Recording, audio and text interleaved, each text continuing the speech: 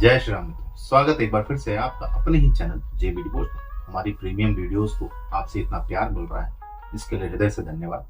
और सच मानिए तो हमने जब ये प्रीमियम मेंबर्स शुरू किए थे तो हमें ऐसा लगा नहीं था, ऐसी आशा नहीं थी कि इतनी जल्दी हमारे प्रीमियम मेंबर्स इतने ज्यादा हमसे जुड़ जाएंगे। कोई बात नहीं, बहुत अच्छा लगा ये समर्थन देख करके। फिलहाल बात करते हैं भारत के वीर पुत्र महाराणा प्रताप। देख चुके हैं हम कि अभी तक किस तरीके से शम्स खान बौखलाए हुए घूम रहे। मजा नहीं आ रहा। मजा नहीं उनको, हमको तो आ रहा है। हमको तो भरपूर आ रहा है। तो शम्स खान को कहीं ना कहीं ये बेचैनी लगी कि उनके 2 सैनिक गए कहाँ, उनसे जो राज पता चलना था वो कहाँ गए।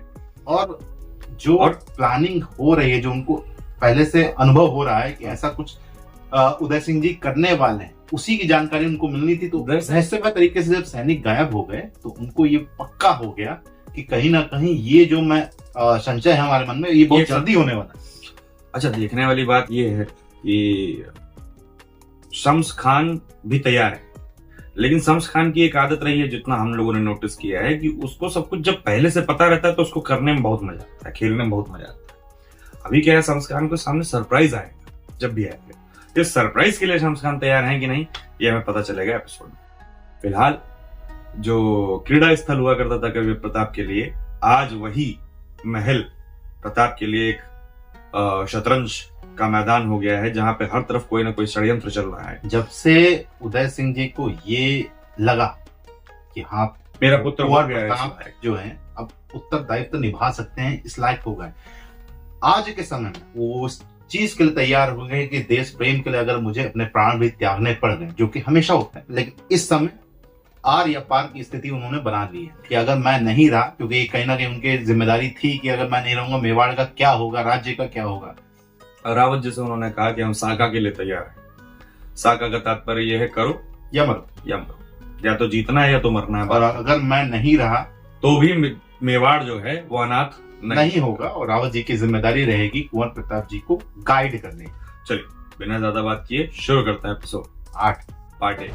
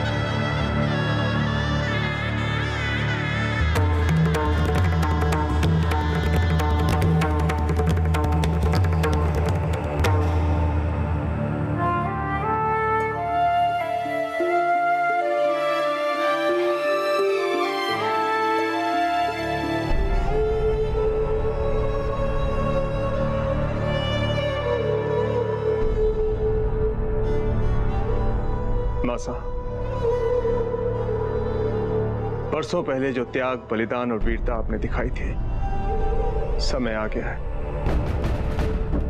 कि मेवाड़ फिर से वही त्याग, बलिदान और वीरता देखे। किले की सभी स्वाभिमानी रानियों को अपना आशीर्वाद दीजिए मासा।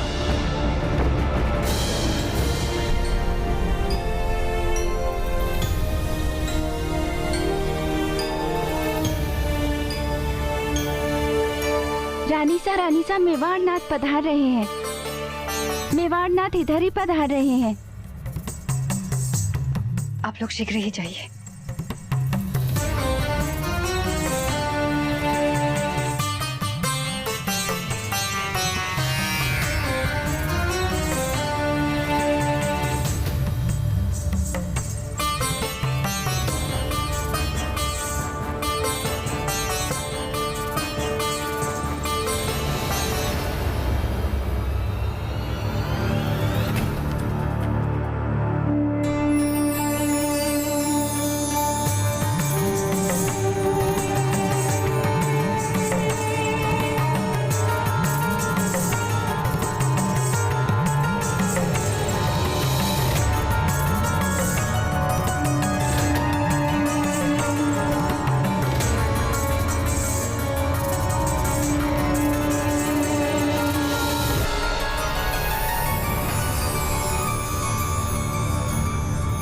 जाइए भटियानी जी,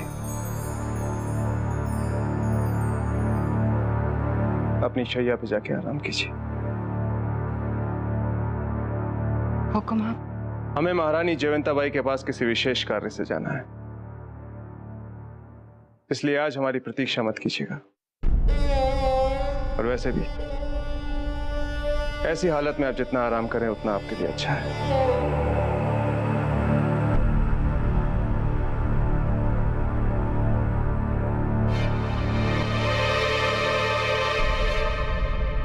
और पता है क्या कहा उस सिपाही से राणा सांगा ने?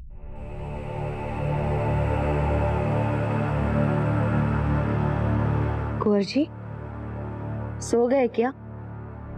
राणा सांगा ने कहा कि तुम शूरवीर के शरीर को मिटा सकते हो, उनकी आत्मा को नहीं। शूरवीर तो मर के भी अमर होते हैं। जुग जुग जियो कुंवर जी।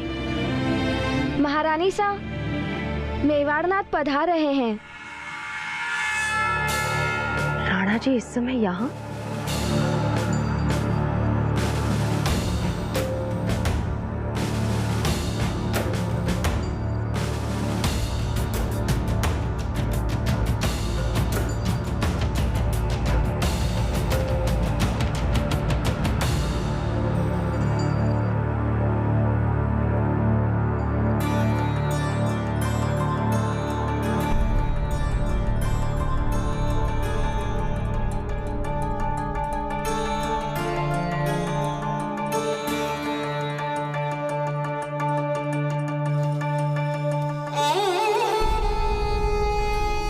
आज कुंवर प्रताप ने बहुत बहादुरी का काम किया। कुंवर आपके ही पद चिन्हों पर चल रहे हैं हमको। महारानी जयवंताबाई जी, राजकाज की परिस्थिति से तो आप परिचित हैं और बाकी की गतिविधियों से आप अवगत होंगे। अनुमान तो लगा ही सकते हैं हमको।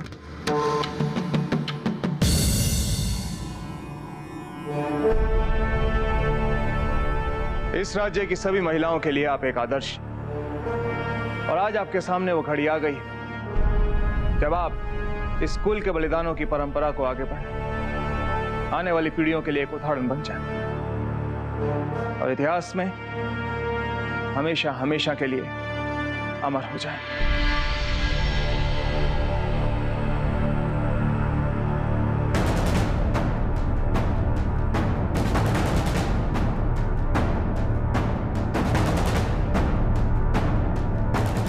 हम राजपूत हैं हुकुम।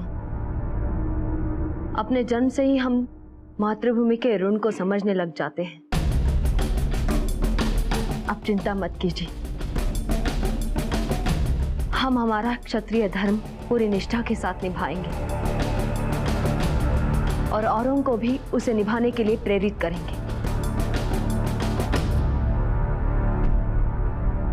इससे कम की अपेक्षा हम आपसे रख भी नहीं सकते महारानी जयवंताबाई जी। सभी को तैयार कीजिए जौहर के लिए।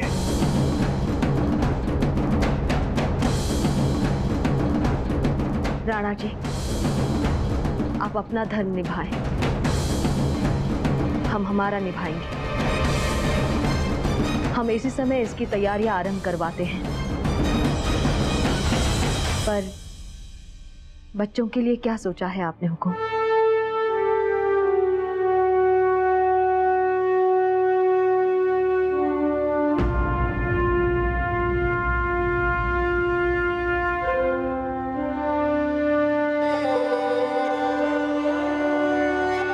उसके बारे में हम आपको बाद में बताएंगे। एकलिंग नाथ जी का आशीर्वाद हम सब पर बना रहे। चलते हैं।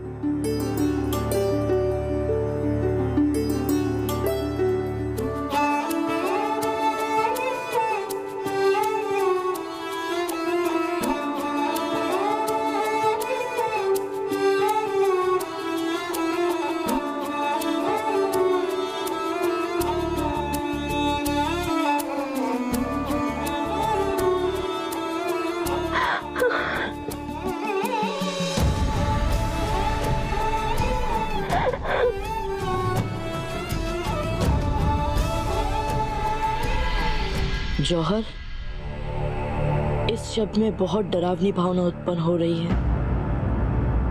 हमें इसका अर्थ पता करना होगा हर हाल में।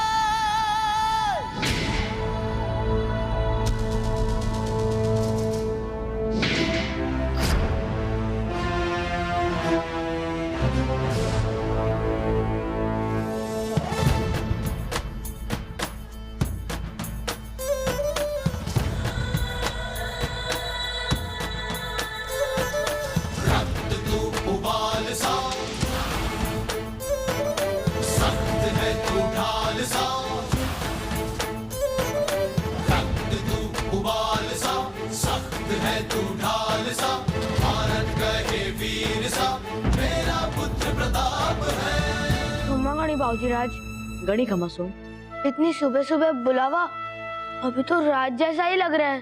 बोर हो चुकी है सोम, आपने आने में देर कर दी है। सोम, हम आपको एक बहुत जरूरी बात बताना चाहते हैं।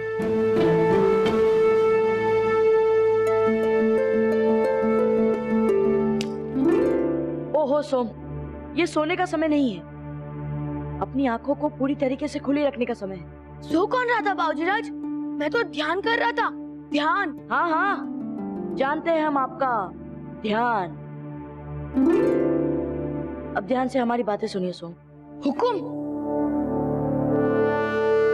कल रात हमने रानी माँ और दाजीराज के बीच एक बहुत ही भयानक बात सुनी है सोम। भयानक? क्या जंगल में जो बड़ा शेर घूम रहा है उसके बारे में बात कर रहे थे महाराणा सा और महारानी जी? नहीं सोम, वे शेर की बातें नहीं कर रहे थे। युद्ध कभी हार का स्वाद लाता है तो कभी विजय का उन्माद, लेकिन दोनों सूरतें हाल में एक बात तो तय होती है कि कुछ परिवार ऐसे रह जाते हैं जिनको सुख नहीं मिलता। सुख दरअसल किस चीज का?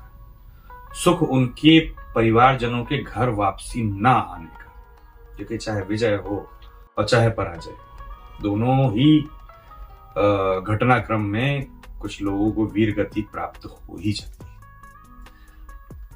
यहां मेवाड़ में एक प्रथा है अभी के घटनाक्रम में, घटनाकाल में, कि यदि राजा शेष न रहे और युद्ध हारने की कगार हो तो सभी छत्राणियां अपने आप को अग्निकुंड में समर्पित कर देती हैं, ताकि वो जो आक्रांता है, जो भी आक्रांता उस वक्त हैं, चाहे वो अफगानी हो, चाहे मुगल हो, चाहे विदेशी हो, इनके हाथों घर की स्त्रियां न लगने पाए और किसी भी प्रकार का दुराचार न हो पाए। बहुत ही सीरियस कंडीशंस हैं। और उसके उपरांत भी देखिए, युद्ध के लिए कभी कोई तैयार नहीं हो सकता, ये तो मैं जानता हूं कि युद्ध जो है वो एक भावना है, वो कब छलक के बाहर आ जाएगी आपको नहीं पता चलेगा। लेकिन कोई ये कह ले कि नहीं मैं हर वक्त युद्ध के लिए तत्पर हूं, तैयार हूं, असंभव है। क्यों? क्योंकि युद्ध के लिए केवल आपको तैयार नहीं होना होता है, बल्कि आपके साथ जुड़े जितने भी लोग हैं, परिवारजन और आपके प्रति सारी जिम्मेदारियां, उनको भी तैयार होना पड़ता है कि कल अगर दोनों सूरतें हाल, विजय हुई तो और पराजय हुई तो, जिए तो और मरे तो, इस सूरत हाल में क्या? तो दोनों के लिए हमें प्रिपरेशन करनी पड़ेगी। जिस प्रकार से उदय सिंह जी ने पूरी प्रिपरेशन कर ली है और हमने देखा कि किस प्रकार से उन्होंने भावनाओं पे अपने नियंत्रण रखा, कि हाँ कहीं ना कहीं अपने कुंवर की बात कर रहे थे, उनके प्रति उनका जो एक था ना ममत्व छलक रहा था, वात्सल्य छलक रहा था, उसके बाद भी उन्होंने कहा ठीक है, उसके लिए हम बात करेंगे। लेकिन हाँ, जयंता बाई जी को आदेश, उन्होंने कितने सही ढंग से उनकी बातों को सीरियस लिया और उन्होंने कहा ठीक है, जब से राजपूत का जन्म होता है वो बचपन से ही मातृभूमि के लिए बलिदान या वीरगति के लिए तैयार समझने लगता है। इसके लिए हमेशा हम सदा तत्पर रहते हैं। लेकिन हाँ, क्या आपने बालकों का कुछ सोचा है उनका कैसे होगा? तो देखते हैं आगे की सिचुएशंस कैसी आने वाली हैं। जौहर के बारे में कहीं ना कहीं शम्स खान को भी पता है, पहले ही एपिसोड में हम लोगों को इसका भनक लग गई थी। तो देखते हैं आगे का किस प्रकार से प्रकरण होता है। फिलहाल अनभिज्ञ हैं हम इस बात से कि क्या होगा आगे। तो इस एपिसोड को करते हैं यही समाप्त। शीघ्र मिलेंगे नए के साथ, तब तक के लिए राधे राधे।